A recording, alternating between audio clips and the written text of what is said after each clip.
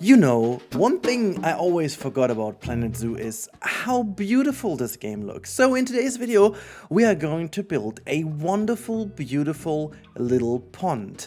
Yeah, exactly that. There is nothing more to it than just building a cozy little pond with a mute swan and also the mallard. I really don't know what else to say, because the sole reason for this video is that I thought so long about the mood swan again. Last time we built this habitat, you know, a couple of months ago it was already. And I forgot how much this adds to the game. And so today I'm gonna take you on a cozy little journey through Planet Zoo and how beautiful this game can be if you really go into the details. Now, the scale of this pond, and I'm gonna bring this pond to you guys, it is going to be in the description as a link, and you can download this yourself. It's gonna be a habitat, and in the habitat there is everything you need as a little pond. However, you may or may not need free build to put actually some path in, or you decide to just leave certain spaces out, which are just more cosmetic. But anyways, I will also talk you through the process of the build, because there's, again, you know, this is our realistic series, so there's always a little bit of a time-lapse thing going on. And my build was this time around pre-planned in a way that I could do something rather special about it, and this is the kind of stop motion animation you have partially seen at the beginning and you will see in full glory at the end of the time lapse.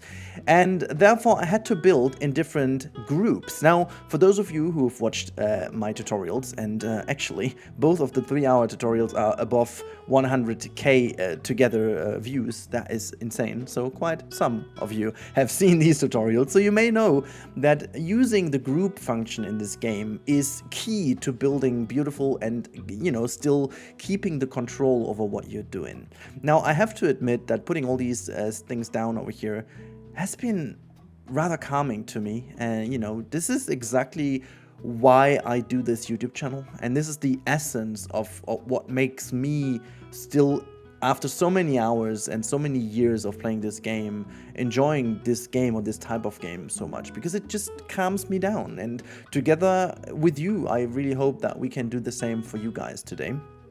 I actually did a couple of things I usually don't do, solely because I don't want to go too crazy on the pieces, but you know, on this small scale over here, I thought it's very good to really show you guys how much you can go into detail. So my main target was to not leave a single space untouched in terms of blending things together. And this is the main rule about this build. Using every single trick, and over here you can see the trick of making the painting tool super small, even below 2 meters. And the trick is to use your keys, the hotkeys, the 2 buttons left to your enter key, or the plus icon and the key left to it. I say it that way because I have a German keyboard, so for you it might not be the same key I have, but it's the key next to the P, right hand side of the P and left hand side of the enter key. Those two are used to change the scale of the brush, and with the smallest brush you can see how much you can adjust the differences of the terrain, and you can blend in the terrain modes a lot better. So that way I was able to do this. And well, as I've done this, I figured it's time to put down the pathing, so I knew exactly where the path would be and, you know, where I have to blend the path in. More about that in a second, because blending the path in was a major part of this build, and it's something, if you have the strength and the patience to keep this going throughout your entire zoo, trust me, your zoo will look a bajillion times better and also will stand out versus, well, I would say 90% of all the other builds. However, I don't know if you want to go that route, because it is absolutely tiring and time consuming, but more about that, as I said, in a second. First of all, to break the repetitiveness of the rocks that we already have in here, I obviously did the same thing, grouping together a couple of other things, and also to make it a bit more easy for you, this technique I'm using over here is creating the group and leaving the pieces you want to use as aligned to the ground, and once you're happy with the placement, then you lower down the entire group. That's actually keeping you a little bit you know, of time, or it saves you a bit of time. But yeah, I promised to talk about this, and here we are now blending in the pathway, and therefore I'm using the moss decal over here, and I have been changing this to a color that realistically resembles, in my case over here, sand. It depends a little bit on on what you would be doing. And as you can see, going to the other side, I made it resemble grass because, well, obviously that's what it is on this side. And what I'm doing is I'm basically breaking with the very straight, sharp edge of the pathway. It's not going to be said that it has to be this way everywhere, but by doing so in various little spaces, you create such a more organic feel to it.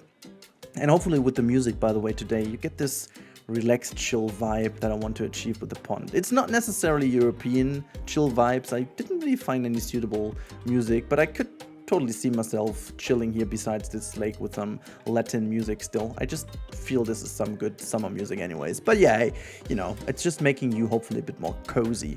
As you can see, I put down a couple of bushes and trees. This is, in this step of the build, very important to realize where shadows are. And it depends a little bit on what you're doing with your nature, because obviously the more shadow you have, the little or the lesser certain things would grow in there. So that is the reason why I decided to put down some trees in the beginning. So I had an idea where the shadows would go to leave out these shadow spaces with let's say sun-heavy flowers and stuff that would rely on a lot of sunlight, and just to ensure that also in these areas you could have some more greenery because it wouldn't be affected too much from the drying sun. Well, that's just like a minor thing, you know, you don't even need to go that far, and I wasn't also too careful with that. It's just like a little touch you can use certain times. But then I obviously went in and needed to ensure that the entire lake is looking good. And by the way, if you've seen me redoing a certain thing, I forgot to make things grouped, and I've placed on so many things and I was like, dang it, I need to have it in a group for the effect of the video. But yeah, this greenery is kind of funny because this is resembling certain things. I have no idea how the English name of it is. I don't even know it's the correct German name, but in German we say Entengrütze, which kind of is... It sounds like vomit of ducks, you know. Don't ask me why. This is what you... I potentially think this is not even a correct German term, but this is the green kind of little, very tiny green leaves you have on these typical ponds here in Europe. Like, it's not algae or so. It's basically these kind of little green dots that form together as like a huge area. And usually I would use the decal pieces for that. However, the decal pieces have a certain solid floor to it, so you'd see the Mood Swan and also the Mallards I downloaded as a mod walk on it. And so I basically thought this would not look too nice if you have these glitches happening everywhere over here. Something I did wrong in Hirschegg with some of my lakes. You know, granted, they look absolutely beautiful, but I just prefer to have them really meander nicely through these greenery here while swimming.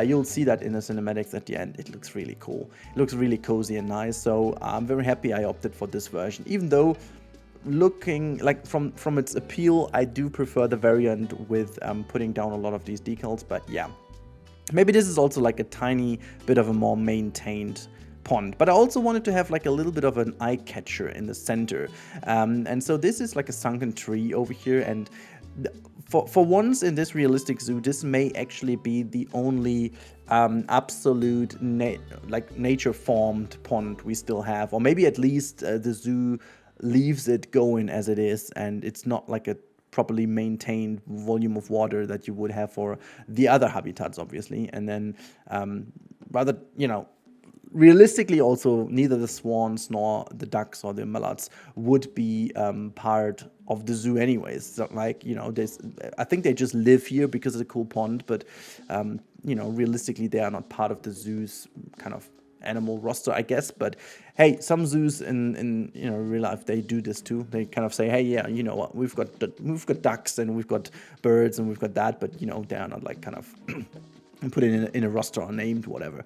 But yeah, you can see this tree over here got a little bit more attention of mine. I just tried to make it look really overgrown, having some stuff hanging down here, and you know, how good would that be to have birds now, just to put some birds on top. I thought about it for a second to download some of the bird mods we have at the moment, and I tested some, but I'm not too happy because most of them are based on the Indian peafowl, so they are just walking on the ground mostly. To make them go somewhere higher up, it's really, you really need to be very careful with doing some tricks here and there to make them walk on a certain height. And then there are also some mods that are based on some monkeys or so, or on the Wolverine I saw some. and those didn't feel right to me, so I decided against it. But yeah, as I said at the beginning, this was all about keeping the illusion of making every single spot filled in, and so I'm using these dried leaves over here, and I put them always in places where realistically they would have been fallen down, you know, like that. Why would you have that in the middle of the pathway when there is no tree? But so I put these things down everywhere where we have like a tree or a lot of bushes, you know, so that realistically the leaves would be falling down. And yeah, you know, as soon as this all was done, it was time to make this little pier over here look nice. I mean, don't really know if you can call that a pier. It's more likely just like a tiny viewing platform on which the people can just go and have a nice look into that little pond. But yeah, I wanted to build something like that for so long, and honestly, this zoo over here, the realistic zoo, we still don't have a name for. I have some cool suggestions, but you can please, if you still stick with me in the commentary, go down below in the comments and give this zoo a name, because we don't have any properly fixed as of now. And so if you become the one to decide the name for our zoo, and I may actually do a voting of some of the best suggestions, and if you will be voted, you will play a special part in the zoo. I may actually make you, get into the entrance or so at some point. But hey, if you have an idea, please let me know in the comments down below. But I wanted to just do something like this forever, ever. And this zoo recently has taken a lot of time of mine, because, the actually crazy well-performing indoor reptile house that is just going nuts on YouTube. Big thanks for that, guys. I did not expect that, but it took so many hours of my life again, so it feels good finally being rewarded for that, because oh my god, did that take long and was painful to assemble all these things the way I wanted it to.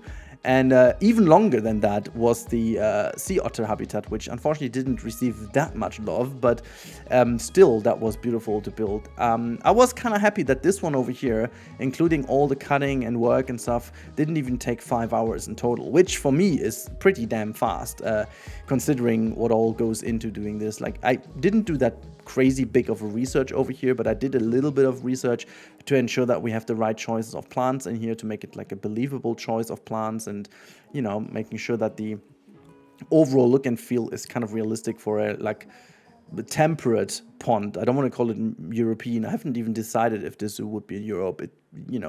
If you have a good backstory to why this should be in Europe, I don't know. I think the map is Europe, but at the end of the day, it is a temperate map, so it could very well also be Asia or North America. So there's really not that much of a reason for it not being there. But yeah, the last thing I did, and this is something I saw on a lot of reference pictures, is like that most of these ponds that you have in parks or in zoos or whatever in theme parks, they often feature a lot of these sunken kind of stones, and I'm really not sure why, but there's a lot of boulders and stones and stuff in there, as if people have left it in there. I have no idea why, but I just tried it and figured it looks good. So maybe it's not really stone, maybe I don't know, maybe kind of it has been thrown in there for whatever reason. I don't know. I couldn't explain that to myself, but I figured that quite a lot of these had this look. And so I was like, okay, I have to put it down. So just to make it look good. And frankly, it looked good, so I kept it. And at the very end, just some finishing touches with some logs and some very final details here and there, just making sure that the overall look is really good. You can see really how much I was rotating pieces to a certain degree that it really felt nice, and making sure to really search that absolute exact spot, That was very important this time around, and it just makes a difference. It does make the difference if you put it down all so precisely. You can really feel that this whole thing looks so much more organic than many other things I have done in the past. Even though they still all look good, this just turned out to be looking even better. And at the very end, I figured we need kind of a little bit of a fence to just fence in this pond area, which, to be honest, is not because of the pond. It will be because of everything that is around. And I feel like this pond will be in its final stage, in its final glory, as soon as we've built everything around. I think it will benefit a lot from being enclosed with other habitats in other areas. Like at this point, certain angles look really cool if you have something in the background, but I think it will benefit a lot from being part of the zoo, being an organic spot in a zoo where people can relax a little and maybe chill down, get a bit of a calm minute, That is the target of this build, and this is why I think the timing for this build is really, really cool. And I just like the little change of pace and just making sure that everything of this pond feels like super organic and just part of the zoo rather than being a forced habitat. And I've had really a blast building this. And it's been very fun to do. And at this point in time, I think it's time to showcase that little animation I pre-planned, and then we will have a little walkthrough and fly through to finish off the beauty of this habitat, because I have to say something else to you at the end of the video. So let's have a look at the animation here and then talk about this final stages of the build, because it's been very fun to do, and I will give you a little bit of a extra bit of information what's going on the next couple days. Because you know, there is still no new DLC of Planet Zoo on the horizon, and I really doubt it's gonna be anytime soon, because I looked back at what happened back in the day with Planet Coaster, and even there it took like a lot more months. So maybe we're looking at like mid-May or so. So I may or may not go back to Planet Coaster rather soon. I have something planned with a certain person you may know, guys. But you know, it's ready when it's ready. So there's still certain things to be done. And I can't wait. In I think 2 weeks time, Manor Lords is going to be released, and I'm gonna jump on that from the first minute on. So this is gonna be very exciting. And also some more tutorials and tips and tricks regarding the console edition are on the horizon coming weekend. So keep your eyes peeled on the channel. I'll be there for you. Until then, goodbye.